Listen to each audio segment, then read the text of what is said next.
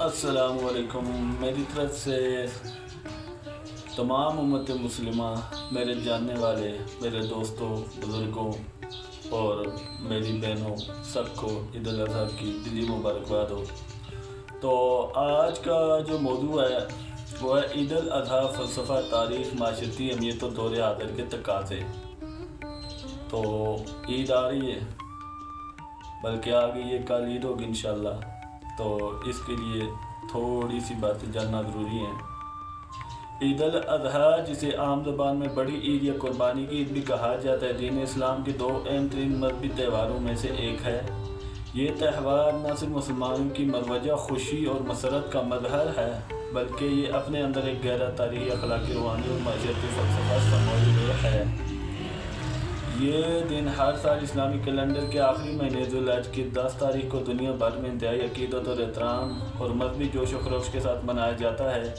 ईद उल अज़हा दरअसल अल्लाह ताला की रज़ा के लिए अपने महबूब तरीन चीज़ को कुर्बान करने और उसकी अताअत में सर तस्लीम ख़म करने का नाम है। ये सिर्फ जानवरों की कुर्बानी का नाम नहीं, बल्कि ये इंसानी नफ्स की कुर्बानी, अना की नफ़ी, खुदा परस्ती का एक अज़ीम दर्स है। तो जिन लोग को उर्दू समझ नहीं आ रही तो मेरे अल्फाज में सुन लें, अपनी ज़ुबान में है कि ईद उल अज़हा का ये जो मैंने पस मंज़र पेश किया है, एक मुसलमानों का इज्तिमाई त्यौहार है। हज़रत इस्माईल अलैहिस्सलाम की याद में मनाया जाता है। इस दिन का मकसद अल्लाह ताला के लिए अपनी सबसे प्यारी चीज़ कुर्बान करना मकसूद होता है। अल्लाह ताला को गोश्त या खून की ज़रूरत नहीं है, वो सिर्फ इंसान की नीयत देखता है। अच्छा, इसके तारीख़ी पस मंज़र और सुन्नत इब्राहिमी।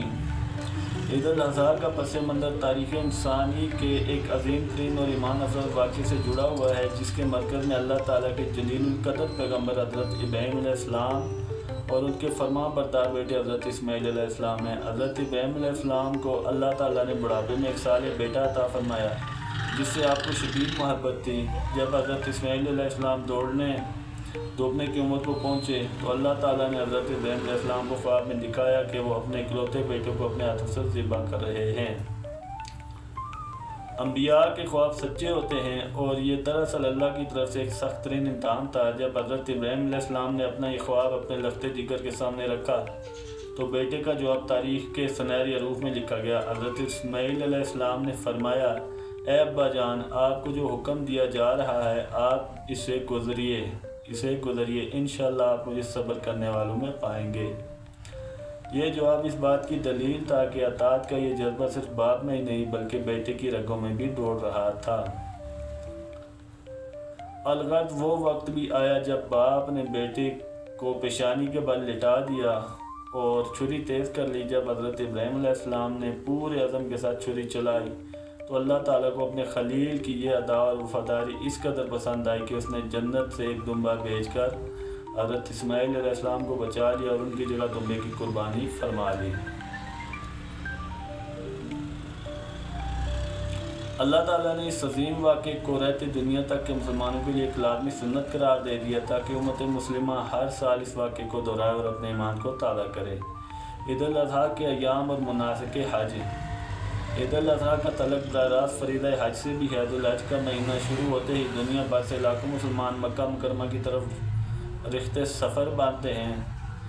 9 ज़ुल्हज यौम उर्फ़ा जिसको कहा जाता है, ये आज का सबसे बड़ा रुकन है, जहाँ तमाम हजाज मैदान अरफ़ात में जमा होकर अल्लाह के हज़ूर रो रो कर दुआएँ मांगते हैं और गुनाहों की माफ़ी तलब करते हैं। फिर आ गया जी 10 ज़ुल्हज।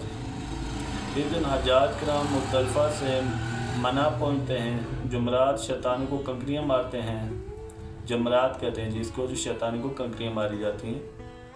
इसी दिन दुनिया भर के बाकी मुसलमान जो हज पर नहीं जा सकते, वो अपने अपने शहरों और देहातों में ईद उल अज़हा मनाते हैं और कुर्बानी करते हैं। ईद का दिन, तैयारी और नमाज ईद।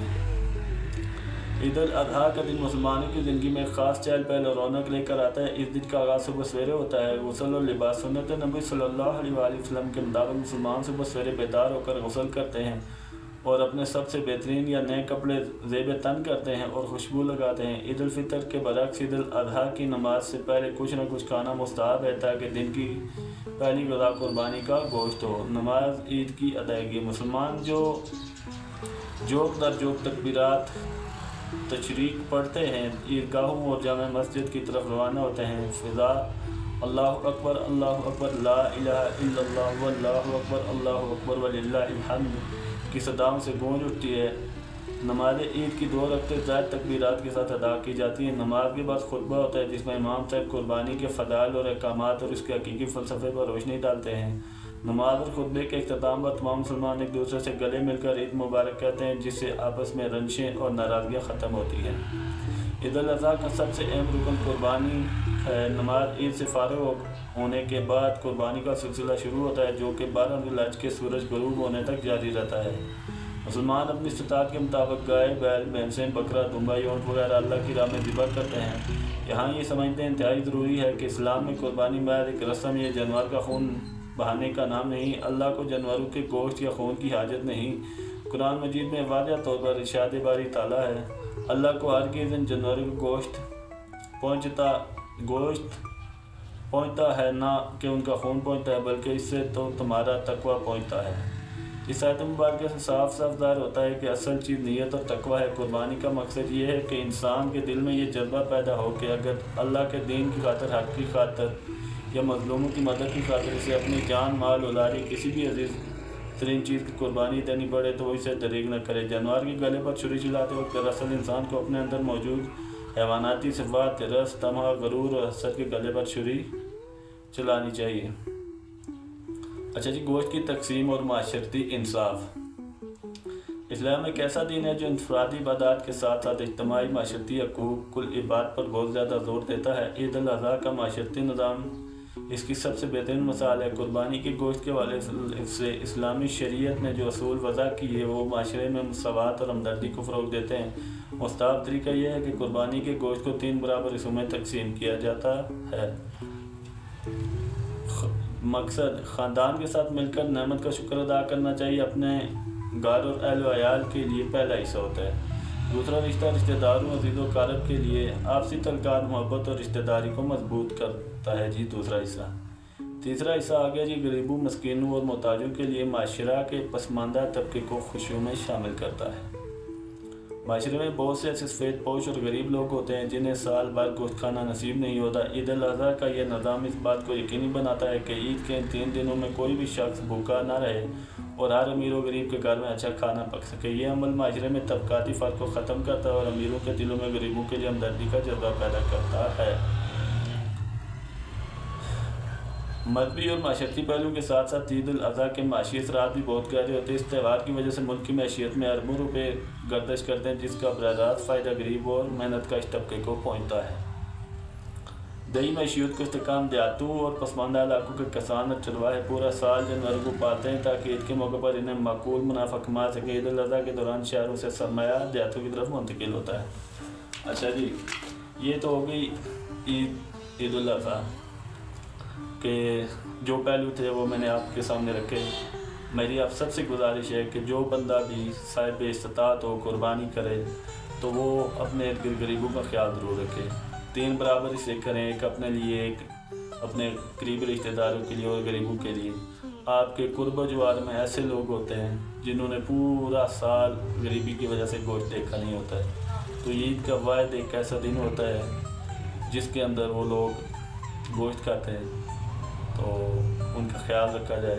اللہ پاک سے دعا ہے اللہ پاک ہم سب کو عمل کرنے کی توفیق عطا فرمائے۔